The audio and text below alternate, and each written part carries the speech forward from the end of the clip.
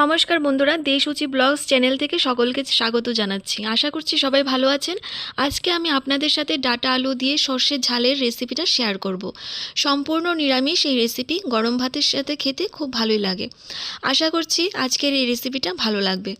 ভালো লাগলে অবশ্যই আমার চ্যানেলটাকে সাবস্ক্রাইব করবেন। চলুন তাহলে আজকের রান্নাটা দেখে নেওয়া যাক।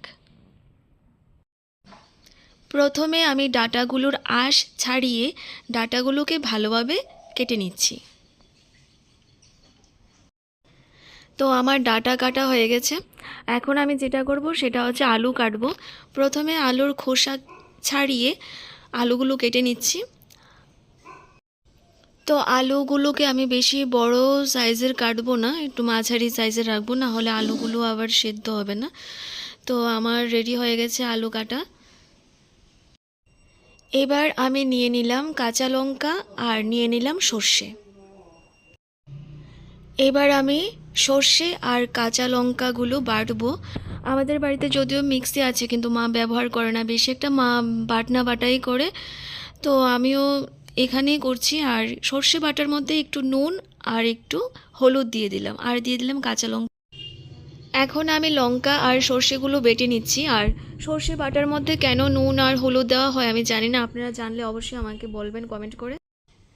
এখানে আমি ডাটা আর আলুগুলোকে ভালোভাবে ধুয়ে নিয়েছি, আর তার সাথে রেখেছি সর্ষে আর লঙ্কা বাটা, আর তার সাথে রেখেছি এখানে কালি জিরে ফোড়ন দেওয়ার জন্য। প্রথমে কড়াইতে তেল দিয়ে দিলাম। তেল গরম হতে এখন আমি যেটা দিব সেটা হচ্ছে শুকনো লঙ্কা দিয়ে দিলাম এখন, আর দিয়ে দেব কালি জিরে। এখন একটু ভালোভাবে নেড়ে তারপর দিয়ে দিলাম ডাটা আর আলুগুলোকে।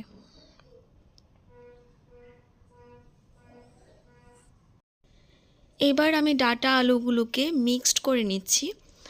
আর এখন আমি দিয়ে দেব নুন, আর তার সাথে দিয়ে দিচ্ছি হলুদ গুঁড়ো। যারা হলুদ পছন্দ করেন না তারা হলুদ বাদ দিয়েও আপনারা রান্নাটা করতে পারেন। আপনারা চাইলে টমেটোও দিতে পারেন, যদিও আমি টমেটো অ্যাড করিনি, কিন্তু টমেটো দিলে বেশ ভালোই লাগবে। এবার আমি আঁচটাকে কমিয়ে একটু ঢাকা দিয়ে দিলাম। এবার আমি ঢাকাটা উঠিয়ে একটু নেড়ে চেড়ে দেব। এবার আমি সর্ষে আর কাঁচা লঙ্কা বেটে যে রেখেছিলাম এটা দিয়ে দেব, দিয়ে ভালো করে মিশিয়ে নেব। আর আঁচটাকে কিন্তু কমিয়ে রাখতে হবে। আর সর্ষে বাটার যে জলটা ছিল এই জলটাও তার মধ্যে আমি দিয়ে দিলাম। এখন ভালোভাবে মিশিয়ে নেব আবার। এখন আমি গ্যাসটাকে অল্প আঁচিয়ে রাখবো, আর দিয়ে দিলাম আমি ঢাকা। তো তৈরি হয়ে গেছে আমাদের ডাটা আলু দিয়ে সর্ষের ঝাল। আর এখানে আমি একটু জল এড করেছি একটু গ্রেভি থাকার জন্য। তো এখন আঁচটা বন্ধ করে দেব, আর গরম গরম ভাতের সাথে আমরা পরিবেশন করে দেব। আজকের এই রান্নাটা অবশ্যই ট্রাই করবেন। কমেন্ট করে জানাতে ভুলবেন না যে কেমন লাগলো। আজকের মতো ভিডিওটা আমি এখানেই শেষ করলাম। সবাই ভালো থাকবেন।